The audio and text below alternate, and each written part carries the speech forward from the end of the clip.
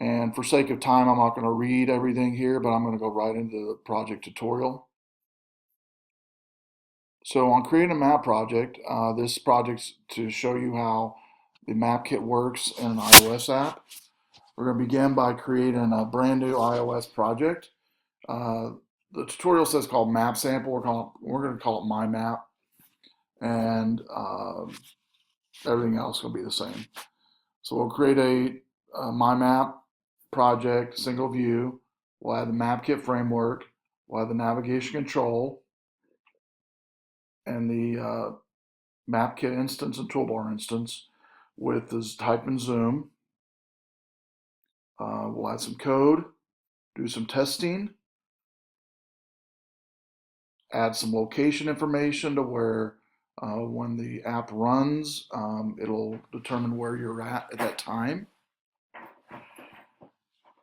We'll have to set up a description key because this app needs a description key to prompt the user, hey, do you want us to use the location provided within the iPhone? Apple apps that use location has to prompt the user to where they can say yes, otherwise the app can't use it. So we have to put a key in there, and I'll show you some information. It's a little different what I put in mine than what they put here.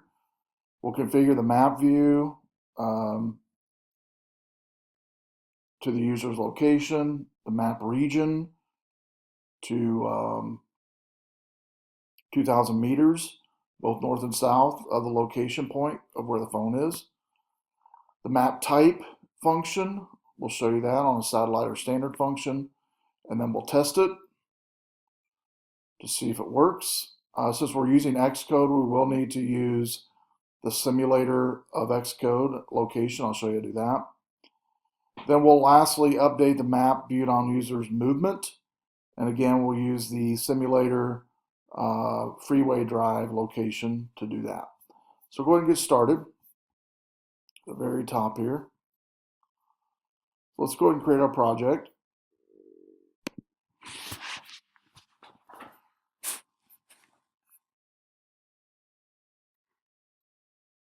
So we'll start Xcode and we'll do a file, new, single view application, file, new, project, single view application, next.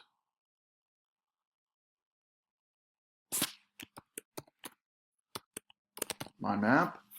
Make sure your organization is Rock Valley College. Identifier edu.rockvalleycollege. Language should be Swift, device universal, and make sure use core data is unchecked. And click next. Select your desktop on the left and create. If I'm going too fast, you can pause the video to complete that task that you're on.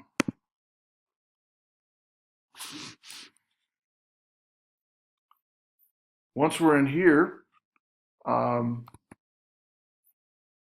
we've added created the project. Now we're going to add the MapKit framework to the project.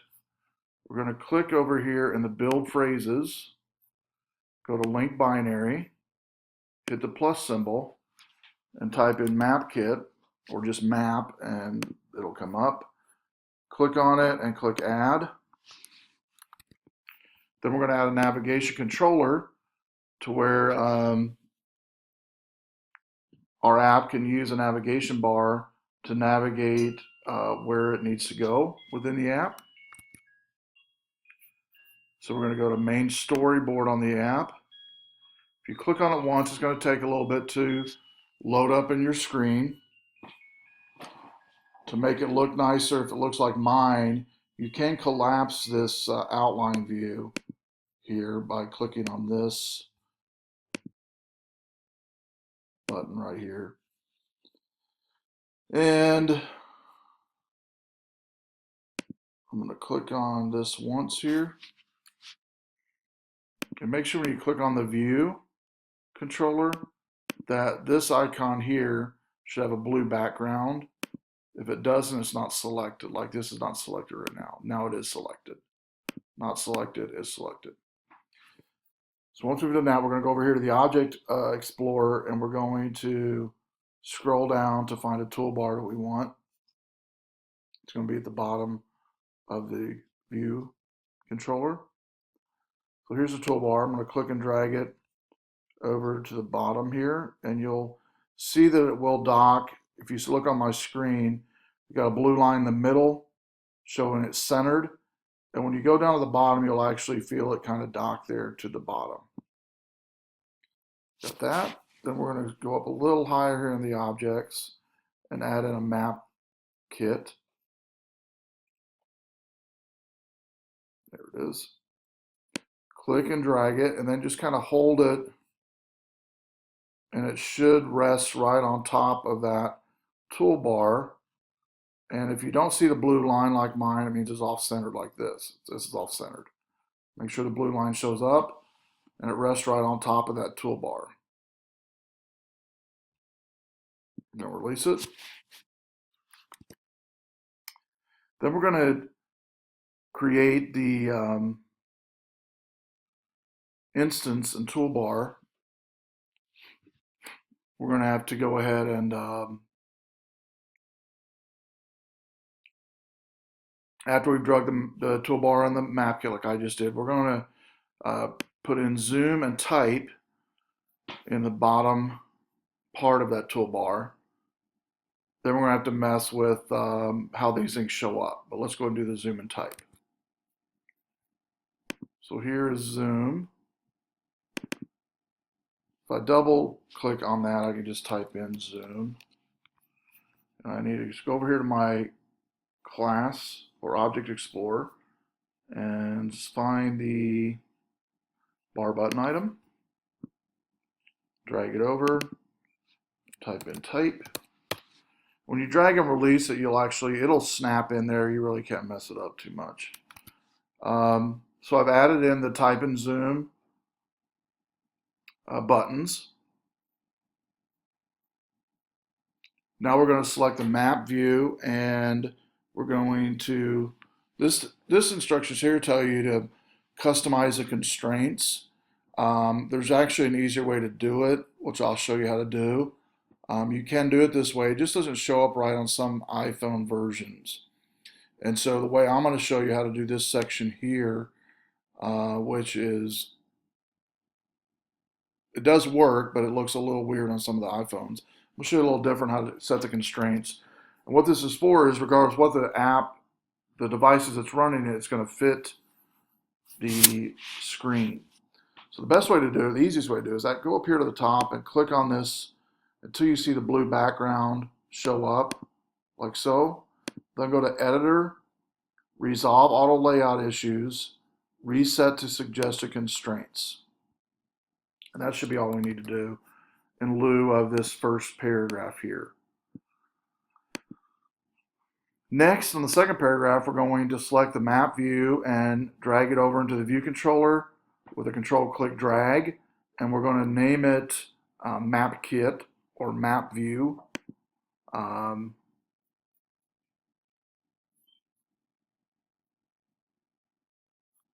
Map View is what they want to call it, Map View. Then we're going to go ahead and do the same click and drag with the zoom button and the type button. They're both going to be action to when a user clicks on it, because there's two types of outlets. You can have two types of functions an object can do. It can be an outlet to just show something, or an action to do something. And so the two buttons at the bottom are going to be an action. The map view is actually going to be an outlet, an IB outlet, which just shows the map. So map view is the first one we've got to remember. The word type, for zoom, it's going to be, let's see here.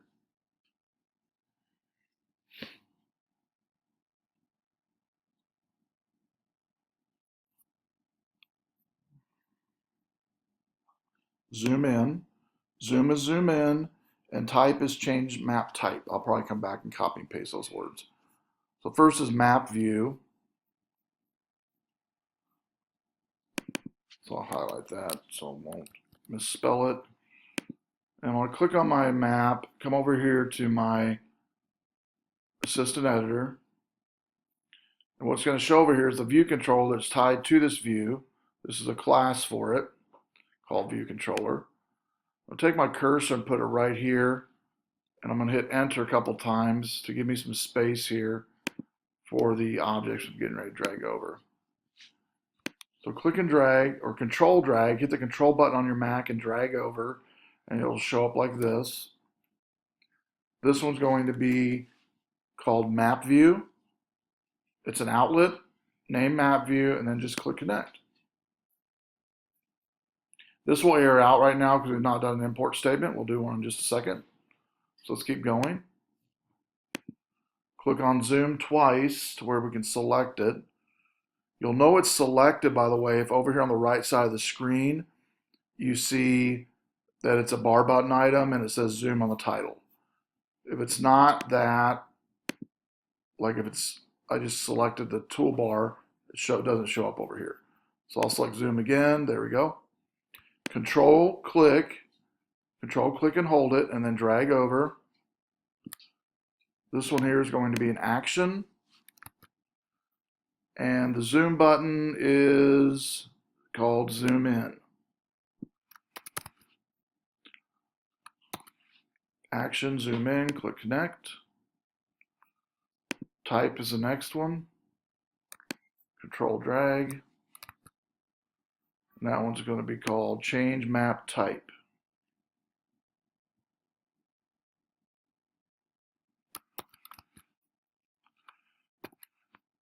And that's going to be an action as well. And click connect. Now, next thing we're going to have to do is make sure we've imported the import map kit, which I believe it told us to above, which I didn't. So you can just highlight this import map kit, or you can just go up here underneath UI kit and type in import space map kit. M and K is caps. And then this line here will correct itself. So we should have what they've got here.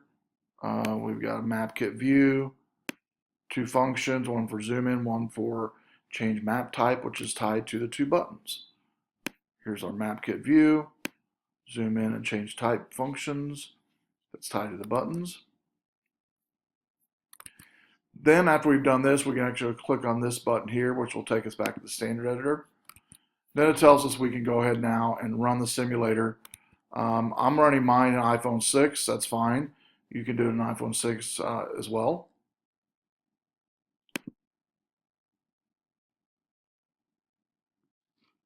And I'm hitting the play button, or the other shortcut would be Command R on your keyboard. The first time you compile it, especially if you're in the Mac lab, it's going to take a little while to do. If you're home on a MacBook, it'll also take a little while the first time. So regardless what device you're on, compiling this the first time is going to take a few moments to do, within 30 seconds in a minute. Splash screen popped up, and then it should go to our map. There we go. So looks like everything's working right so far. The one thing I see I need to bring down is this map kit needs to be below the battery icon. But the zoom and type look good here. So let me come back over here and click on my map kit. If yours did like mine, you can change it with mine. Click on the map kit. If you need to go away, by the way, sometimes I'll click over here to get the focus off. Come back and drag it down. Let's drag it down to be like right below the battery icon, because Apple doesn't like the battery icon to be covered. And you'll kind of feel it snap a little bit a couple times. We don't want it that low. I like to keep it about like that there. Give us more map in our view. Okay. Now before we forget, we need to make sure that we go back up to Editor, Resolve Auto Layout, and reset to Suggested Constraints again. And when we do that, go back to Editor, Resolve Auto Layouts, we'll see there is no updates to be had. It's all set correctly. If you ever mess something up, all you need to do is go back down to Reset to Suggested Constraints. Now let's go ahead and run it again.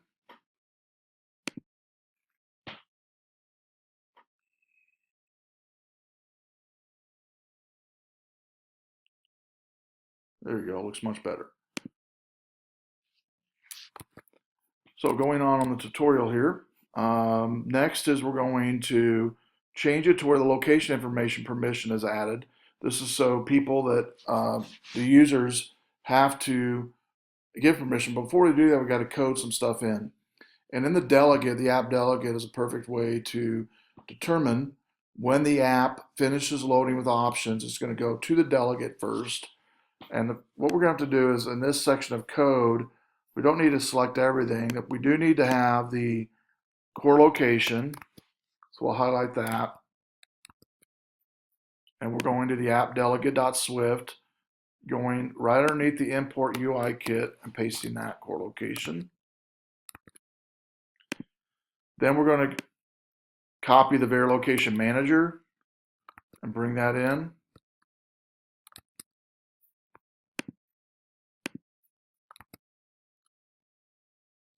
Right underneath the var window.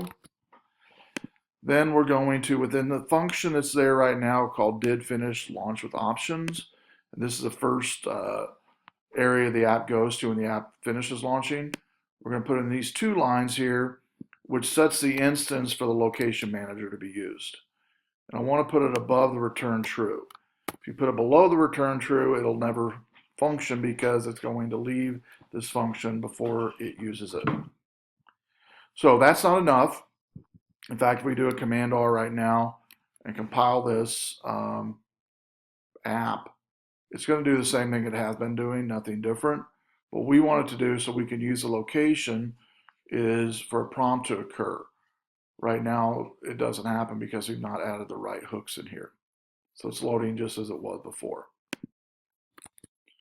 So in order to do that, we're going to set up a usage description key, and it's called actually right here, NS location when in use usage description. What this means is the location will only be used of the phone when this app is in use. There is another one available to be used at all times. This one we're going to be used just when the location is functional or used in the app. So in order to do that, we need to go back to our Xcode on the left side of the files, expand the supporting files, click on info.plist, hover your mouse over to the very top instance of location native development, more likely. And when you click on it, there'll be a plus or minus symbol. You want to click on the plus symbol and then just Control V. And we're going to put something over in here. In fact, when you do a Control V, by the way, in this area, the easiest way to make sure it goes good is just hit the return key on your Mac. Then what we're going to do here is we don't have to, it's optional. So we're going to put a message in here. So I'm going to double click on this and I'm going to say,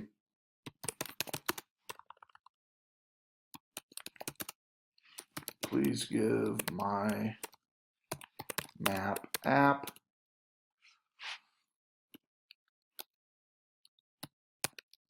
permission for location. So please give MyMap app permission for location. So something that's personal to your app that you're creating and the name's in there. If you wanted to, you can put your name at the end as well, but I'll just leave mine as that.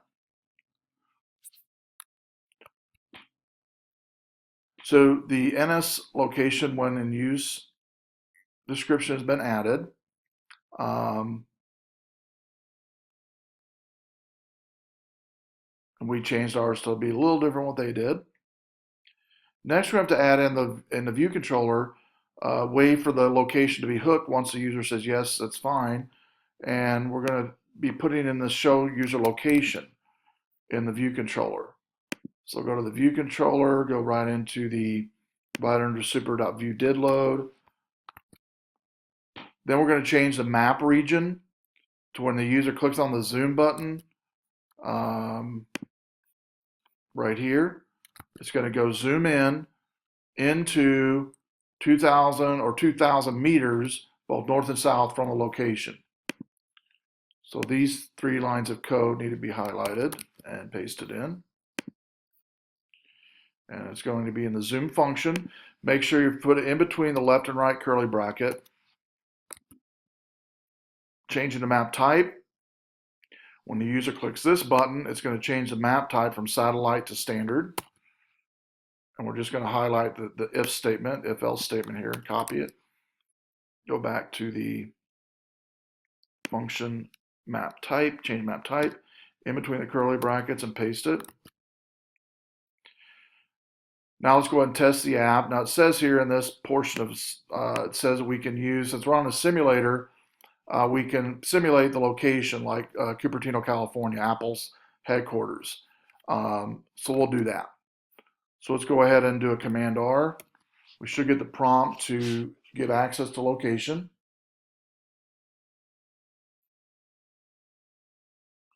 There's my prompt I put in there. Allow my app to access your location while I'm using the app. Please give my app permission for this location. For location, click allow. There's the location button that just showed up. Now let's see if the zoom works.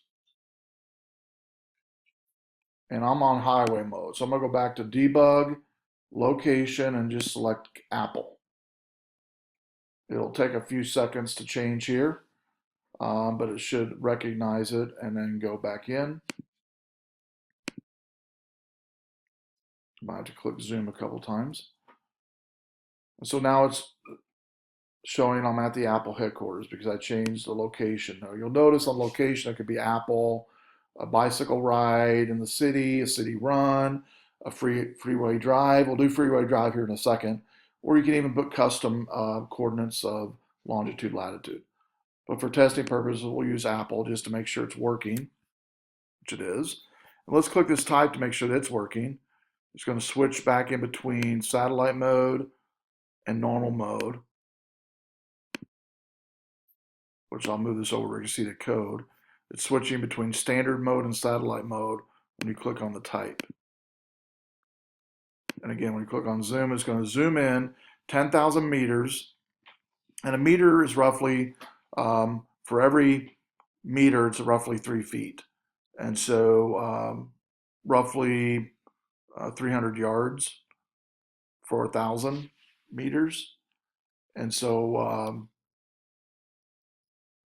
anyway, that's what would be like 600 yards would be 2,000 meters. So there we go. Let's go ahead and stop the app from running. Go back to our code tutorial. Now we're going to have to update it to where, okay, we've now got the location to work. We've given the user give access to the location. We've got the location to work. But what about movement? If we were to test the app right now, the movement wouldn't work because we're not putting hooks in there. So we need to add some code for movement. So in the view delegate, we need to put a map.viewDelegate. So let's go do that. We have to put some more code in that for it to work. You'll see an error show up. So right underneath our map, actually we'll put it right after the super view did load. You'll see an error show up because we need to add in up here a function still or an addition.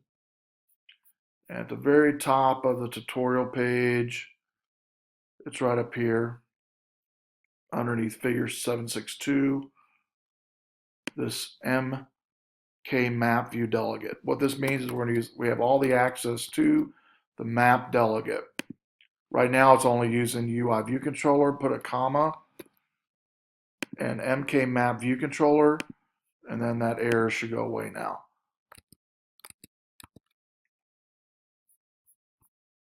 So we added the map delegate to use all the functions of the map kit.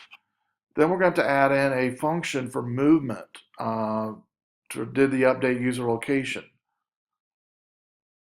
So we're just going to highlight this function. And we're going to put it down here to the bottom.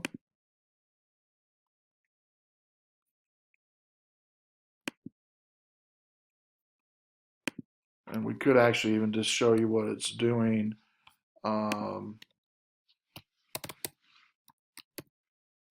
what it looks like anyway, what this location looks like, we could do this user location.location in a print line function, and it's going to kick out below and show us that location as it's happening.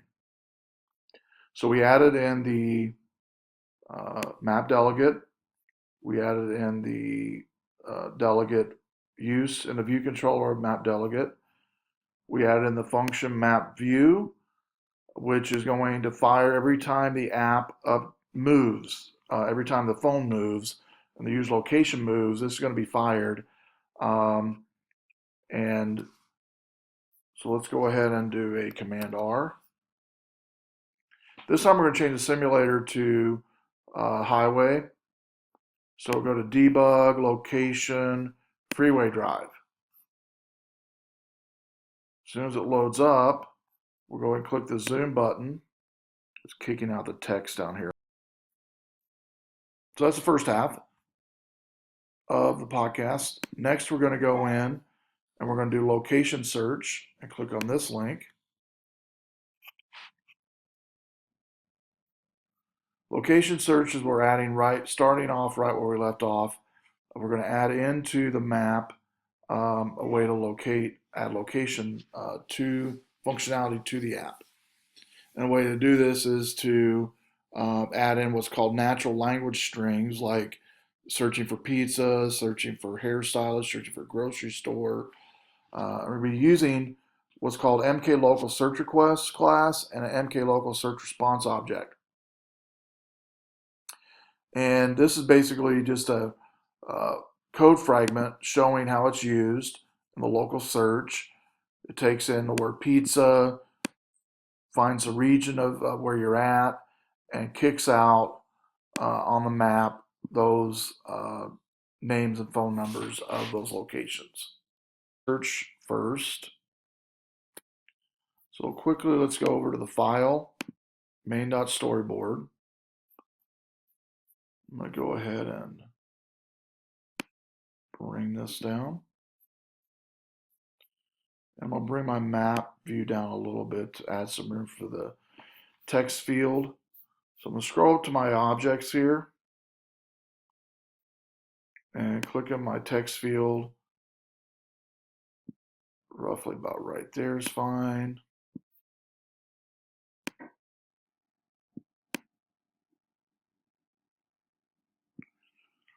And that's about right there. Now I've got mine size wise is 395 wide, 395 pixels.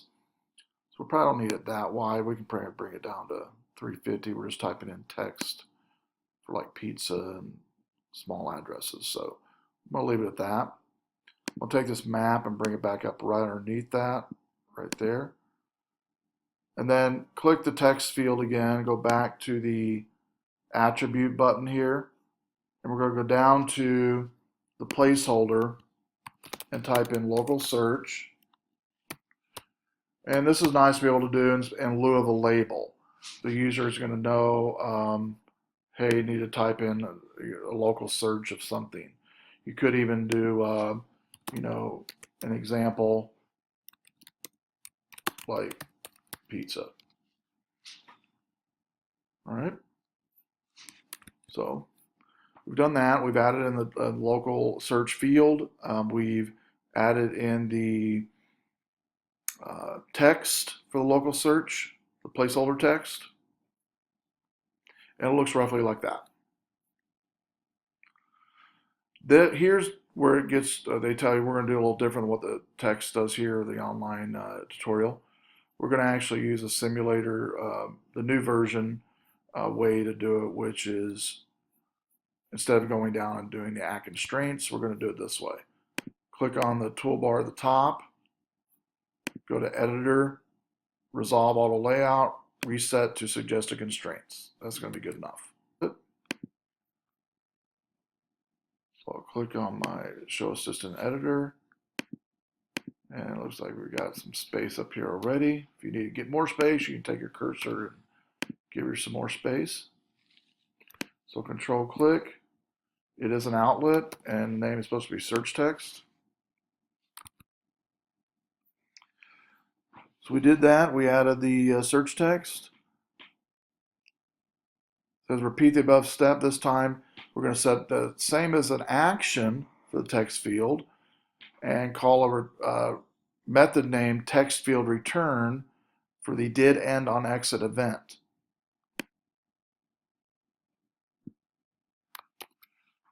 All right. So here we're going to click and drag again. It'll be action.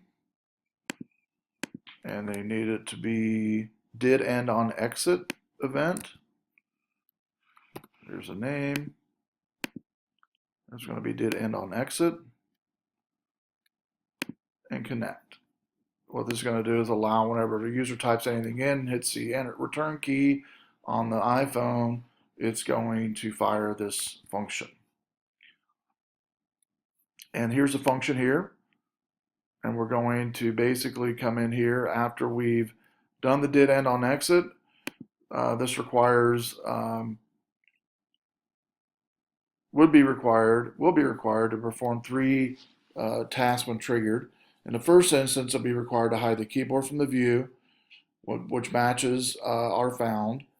And then finally, it will search. So it'll hide the keyboard, then search for what they've typed in. So this first one hides a keyboard. The next two, or the next one removes any annotations that are on the map at the time. And the third one performs a search. So I'm going to go back to my code. Let's go and go to the standard editor and bring up that full code there. And we're going to go in between the left and right curly brackets again and paste that code in there. Perform search is going to not show up correctly. If we click on it, it says it does not have a member called perform search because we've not added it yet, but we will right now. So here we're going to copy this function perform search. We'll put it right below the text field return function.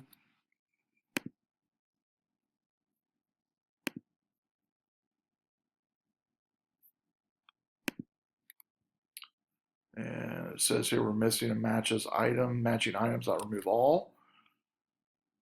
Not got those in yet either. So keep going.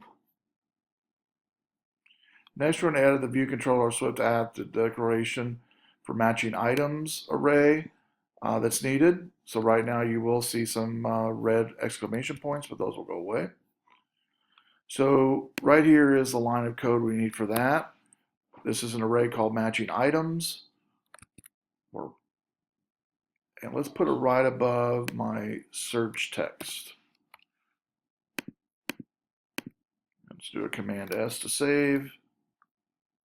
All right, so our errors are gone now. Keep going. The code in the perform search method, as it says here, is largely the same as those outlined earlier in the chapter that we looked at. Major difference is we're adding annotation to the map. And so annotations are the part that's added a little bit different than before.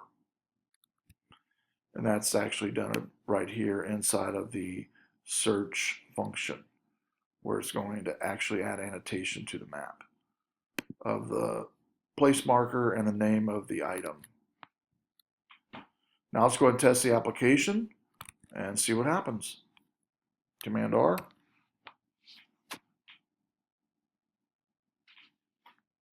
And I'm going to go back to the location for Cupertino, Apple Cupertino. So go to debug, location, and select Apple.